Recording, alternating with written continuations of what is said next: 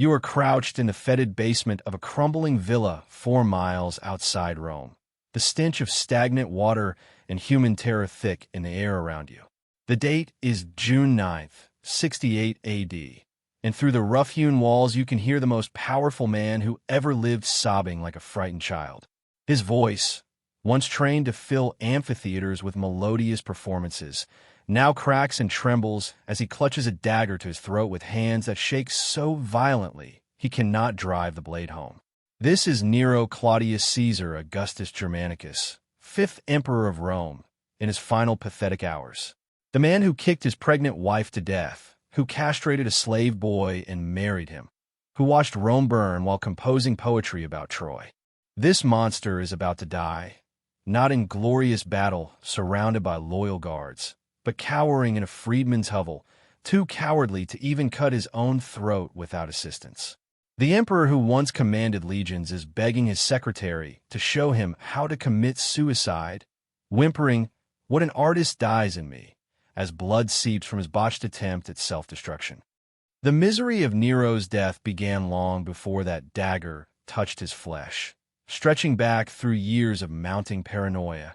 escalating cruelty, and the systematic destruction of everyone who might have saved him from himself. By the time he fled Rome in the pre-dawn darkness of June 8th, 68 AD, Nero had alienated every possible ally through a reign of such breathtaking depravity that even the notoriously corrupt Roman aristocracy found his behavior intolerable. The man who had murdered his mother, his wives, his advisors, and countless innocents discovered that terror was a brittle foundation for loyalty when the Praetorian Guard abandoned him in the night, leaving him to wake alone in a palace suddenly devoid of human life, except for a few trembling slaves who were already pilfering his possessions. Before diving into these forgotten stories of imperial collapse and degradation, if you enjoy learning about the hidden truths of history, consider hitting that like button and subscribing for more content like this. And please comment below to let me know where you're listening from. I find it incredible that we are exploring these ancient stories together from different parts of the world, connected across time and space by our shared curiosity about the past. The systematic unraveling of Nero's empire began with his own psychological deterioration, a process so complete that by 68 AD, he had transformed from a potentially competent ruler into something approaching a force of nature in its capacity for destruction. The emperor who had begun his reign at 17 with promises of mercy and wisdom had spent 14 years methodically eliminating anyone who possessed the intelligence, integrity, or courage to restrain his worst impulses. Seneca the Younger, his former tutor, and the closest thing he had to a moral compass, had been forced to commit suicide in 65 AD after being implicated in the Pisonian conspiracy. Burrus, the Praetorian prefect who had helped guide his early years, died under suspicious circumstances that many attributed to poisoning. Even his mother Agrippina, the ruthless woman who had orchestrated his rise to power, fell victim to his paranoid rage when he had her murdered in 59 AD after a botched assassination attempt involving a collapsible boat designed to crush her during what was supposed to appear as an accidental shipwreck.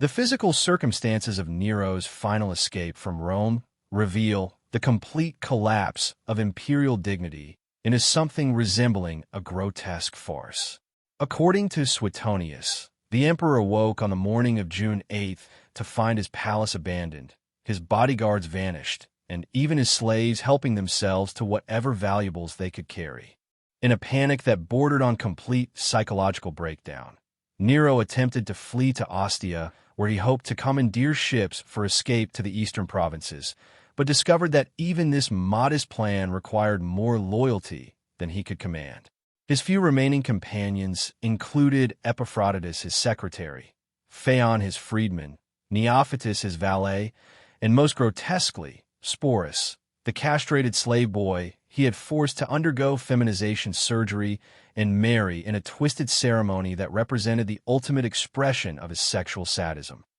The journey to Phaon's villa became a humiliating odyssey that stripped away every pretense of imperial grandeur and revealed Nero as what he had always been beneath the purple robes and golden laurels. a cowardly, narcissistic psychopath whose cruelty had finally exhausted the patience of an empire. Disguised in common clothes with his face covered by a handkerchief, the emperor who had once demanded worship as a god found himself stumbling through the Roman countryside on foot, startled by earthquake tremors and lightning flashes that he interpreted as omens of divine displeasure. When his horse shied at the stench of a corpse that had been thrown into the road, his makeshift disguise slipped, and a retired Praetorian Guard soldier recognized him, but chose not to raise an alarm, perhaps from pity for what the mighty had become, or simple indifference to the fate of a man who no longer mattered.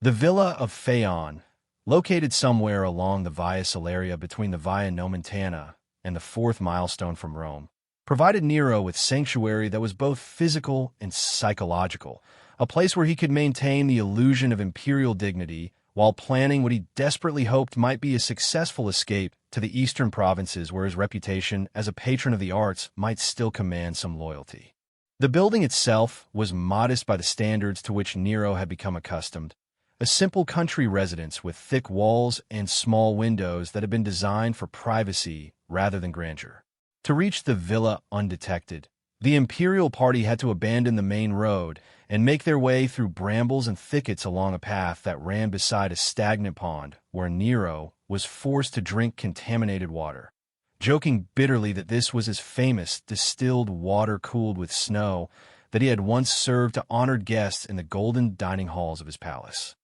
The physical degradation that Nero suffered during these final hours was both a reflection of his psychological collapse and a grotesque inversion of the imperial magnificence he had spent his reign trying to achieve. The emperor, who had commissioned a 120-foot bronze statue of himself and built a palace that covered nearly a third of Rome, found himself crawling on his hands and knees through a narrow tunnel that Phaon's servants had hastily dug beneath the villa's rear wall. His clothing, once woven with gold thread and adorned with precious stones, was torn by thorns and stained with mud and sweat. His face, which had been immortalized in marble sculptures throughout the empire, was scratched and bleeding from his passage through the undergrowth, and his hair, usually carefully arranged by teams of expert slaves, hung in greasy strands around his shoulders.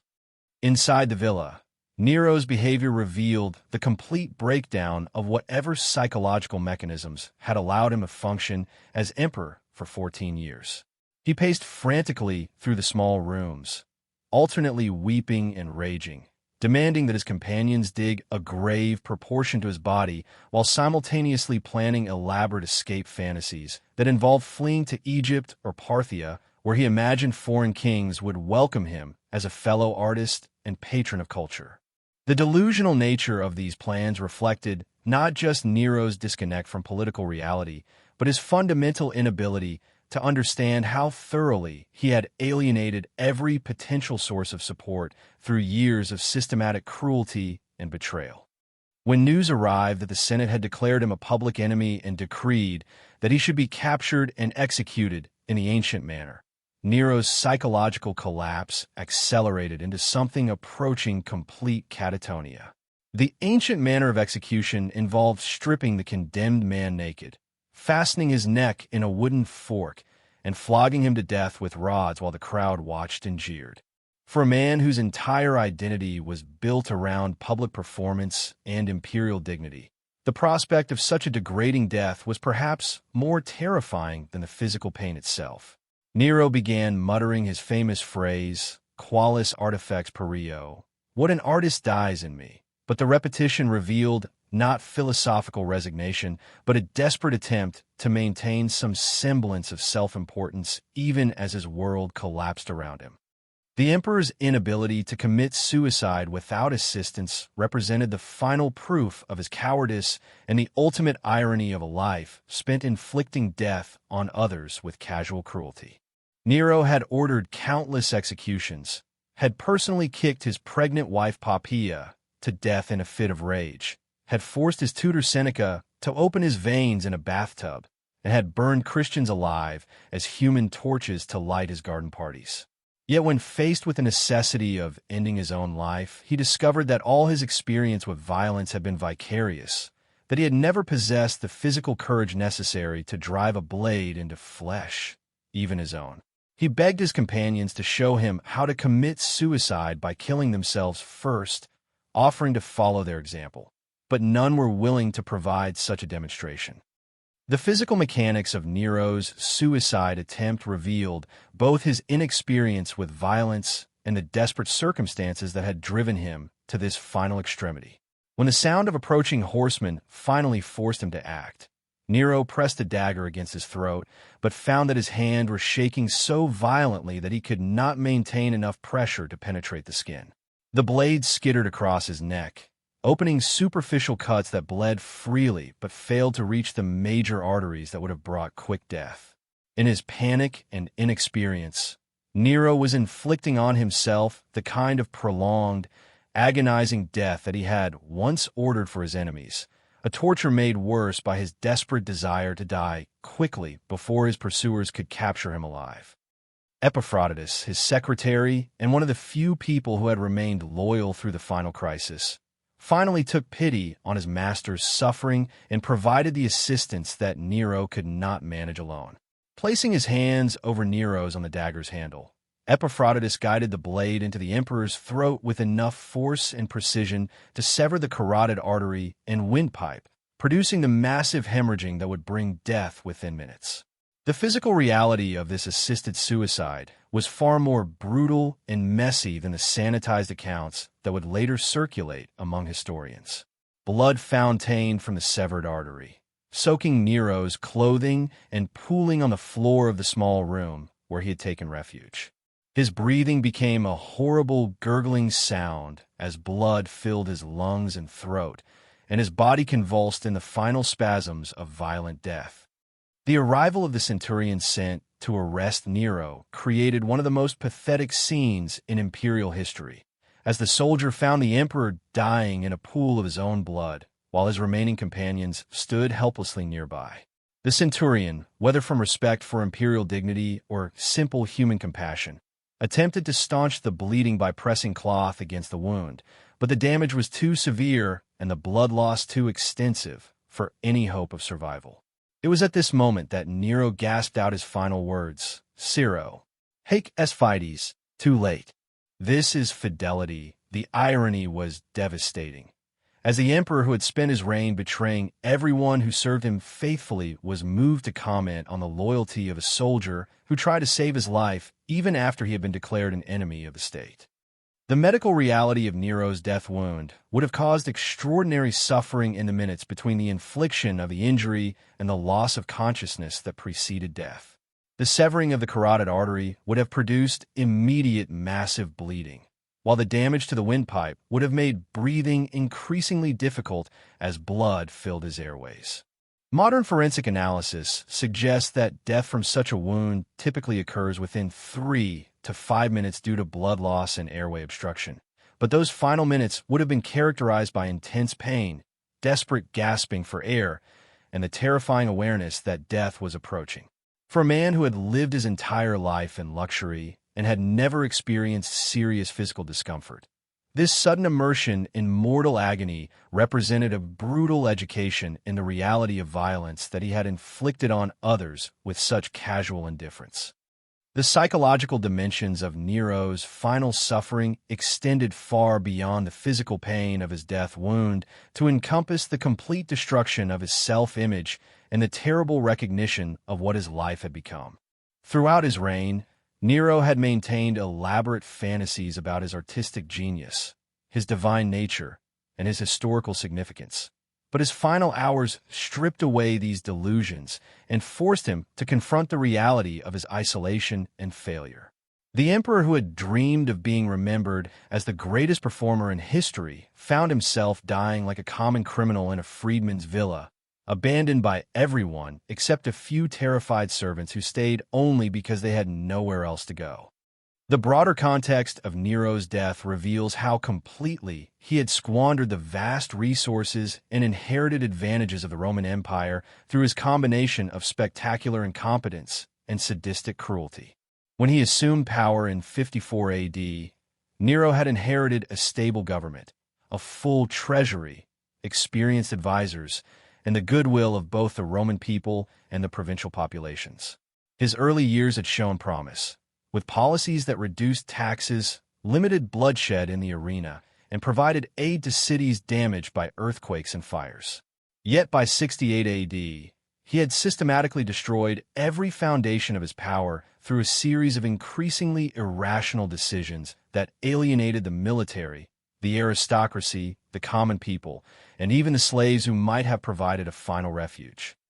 The immediate aftermath of Nero's death demonstrated how thoroughly he had lost the respect and affection of his subjects, as news of his suicide was greeted with celebrations throughout the empire rather than the mourning that typically accompanied imperial deaths. In Rome, citizens poured into the streets wearing liberty caps and pulling down statues of the dead emperor while placing flowers on memorials to his victims. The Senate immediately passed a damnatio memoriae, ordering that Nero's name be chiseled from public monuments and his images destroyed, while the Praetorian Guard eagerly transferred their allegiance to Galba, the governor of Spain who had led the rebellion that ultimately brought down the Julio-Claudian dynasty.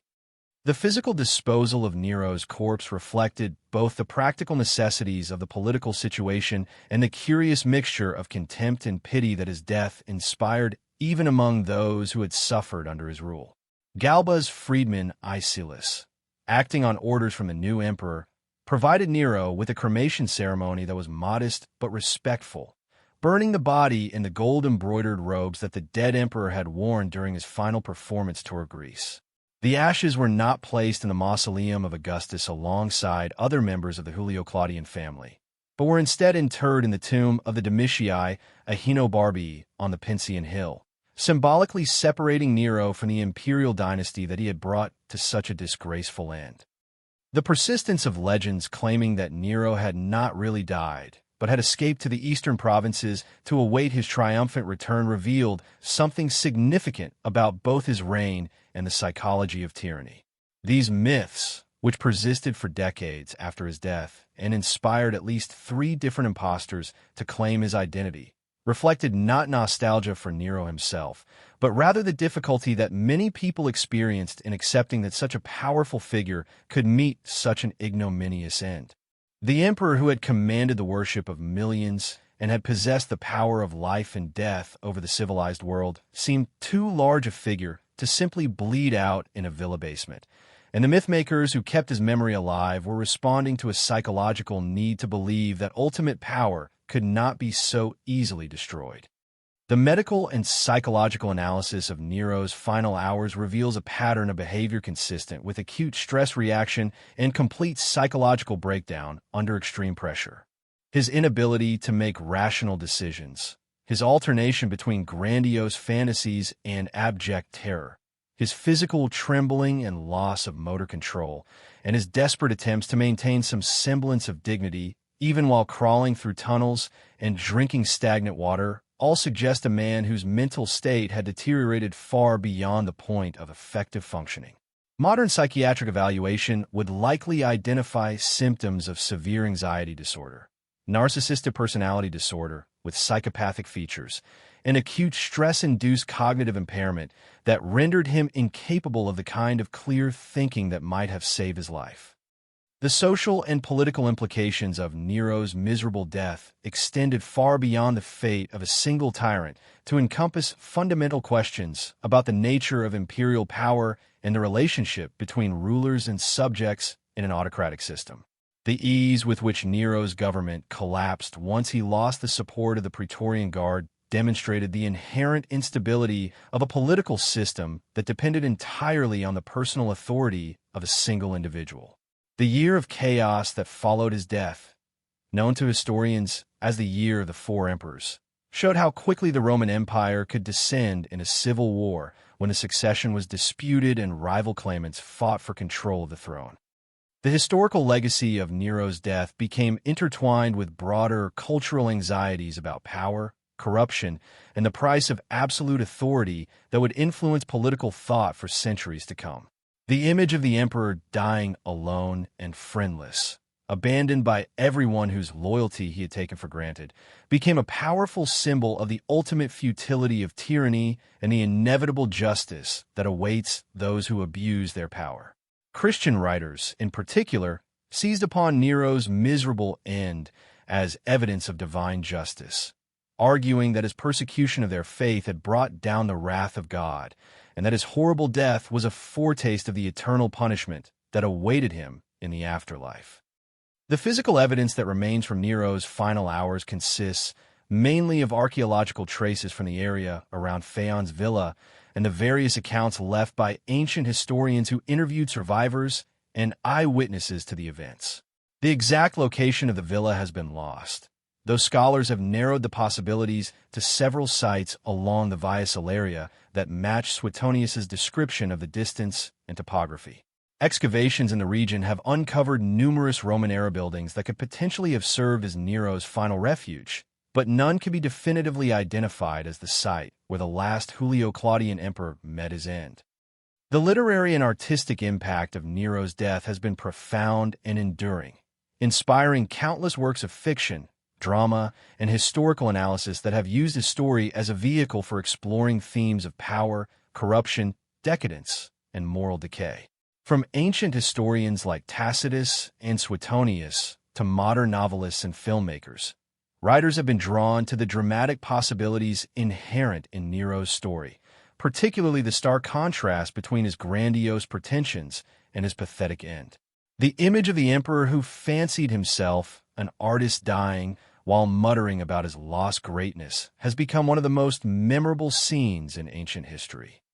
The theological and philosophical questions raised by Nero's death have exercised thinkers for nearly 2,000 years, as scholars and moralists have attempted to understand how a human being could become so thoroughly corrupted by power and privilege. The transformation of a potentially capable young ruler into a monster whose cruelty shocked even his contemporaries raises fundamental questions about human nature, the effects of absolute power on moral character, and the responsibility that societies bear for the tyrants they create and enable. Nero's death represents not just the end of an individual life, but the logical conclusion of a process of moral degradation that began in childhood and accelerated throughout his reign. The comparative analysis of Nero's death alongside other imperial deaths reveals both unique elements and common patterns in the way that Roman emperors met their ends. Unlike Augustus, who died peacefully in bed surrounded by family and friends, or Marcus Aurelius, who succumbed to illness while campaigning on the frontier, Nero's death was characterized by isolation, fear, and the complete breakdown of imperial dignity. His suicide placed him in the company of other emperors who chose death over capture, but the circumstances of his self-destruction were more humiliating than those experienced by figures like Otho or Vitellius, who at least died with some measure of honor intact. The medical evidence surrounding Nero's death, reconstructed from ancient accounts and modern forensic analysis, provides insight into both the physical reality of his final moments and the broader implications of violence in the ancient world. The location and nature of his throat wound, as described by Suetonius and other sources, would have caused the massive hemorrhaging and airway obstruction that characterized his death, but the process would have been neither quick nor painless. Modern emergency medicine might have been able to save his life through immediate surgical intervention and blood transfusion, but such technologies were completely beyond the capabilities of Roman physicians, leaving Nero to die in agony while his few remaining companions watched helplessly. The psychological autopsy of Nero's final days reveals a man whose mental state had deteriorated to the point where he was incapable of rational thought or effective action. His alternation between grandiose fantasies about escape and recognition of his desperate situation, his inability to make coherent plans or follow through on decisions, and his complete dependence on others for even the most basic tasks all suggest severe psychiatric impairment that rendered him unfit to govern long before his actual death. The emperor, who had once managed the complex administrative and military challenges of ruling the known world, had become a paranoid, delusional figure whose primary concerns were his own survival and the preservation of his artistic reputation. The economic and social costs of Nero's reign, which contributed directly to the circumstances that led to his death, encompassed not just the immediate damage caused by his policies, but the long-term effects of his systematic destruction of competent leadership and stable institutions. The massive expenses of his building projects, his prolonged tour of Greece, and his lavish entertainments had emptied the imperial treasury and forced ruinous tax increases on provinces that were already struggling with economic difficulties. The purges that eliminated experienced administrators and military commanders left the empire vulnerable to rebellion and invasion, while the climate of fear and suspicion that Nero created made effective governance almost impossible. The international implications of Nero's death extended throughout the Mediterranean world and beyond, as allied kingdoms and enemy nations adjusted their policies to account for the sudden power vacuum in Rome. The Parthian Empire, Rome's greatest rival, initially welcomed the chaos that followed Nero's suicide, but soon found itself dealing with more competent successors who posed a greater threat to Parthian interests. The various client kingdoms that had relied on Roman protection found themselves forced to navigate the civil wars that followed, while barbarian tribes along the frontiers tested Roman resolve during the period of uncertainty. The religious and cultural significance of Nero's death resonated particularly strongly among Christian communities, who saw in his miserable end the fulfillment of divine justice for his persecution of their faith. The early Christians had suffered terribly under Nero's rule, with many burned alive as human torches or fed to wild animals in the arena, and his death was interpreted as evidence that God would not allow the innocent to suffer indefinitely without providing retribution against their oppressors. The image of Nero dying alone and friendless became a powerful symbol in Christian literature, representing the ultimate fate that awaited all who opposed the will of heaven. The forensic reconstruction of Nero's final hours, based on careful analysis of the ancient sources and modern understanding of trauma medicine, reveals the brutal physical reality behind the dramatic historical narratives. The emperor's throat wound would have severed major blood vessels and damaged the trachea, causing massive external and internal bleeding while gradually suffocating him as blood filled his airways. The process of dying from such an injury typically involves several minutes of extreme pain, difficulty breathing, and growing weakness as blood pressure drops and oxygen levels fall. For a man who had lived his entire life in comfort and luxury, this sudden encounter with violent death would have been especially traumatic.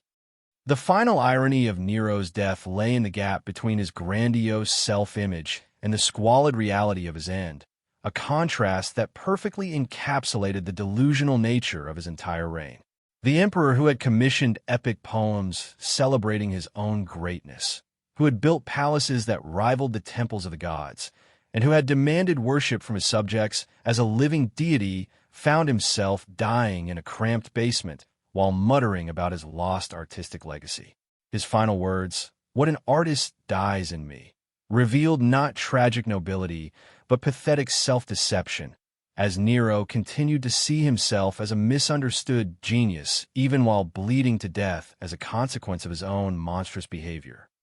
As you stand once again in that fetid basement, surrounded by the phantom echoes of imperial agony, the true horror of Nero's death becomes clear. Not the physical pain of the severed throat or the desperate gasping for breath as blood filled his lungs, but the complete spiritual emptiness of a life that had consumed everything beautiful and noble in its path without creating anything of lasting value. The emperor who had dreamed of being remembered as the greatest artist in history left behind only a legacy of cruelty, destruction, and waste that would make his name synonymous with tyranny for 2,000 years. His miserable death in that suburban villa, abandoned by everyone except a few terrified servants and the castrated boy he had tortured into submission, was not a tragedy, but a fitting end to a reign that had been itself a kind of prolonged suicide, destroying not just Nero himself, but the dynasty, the institutions,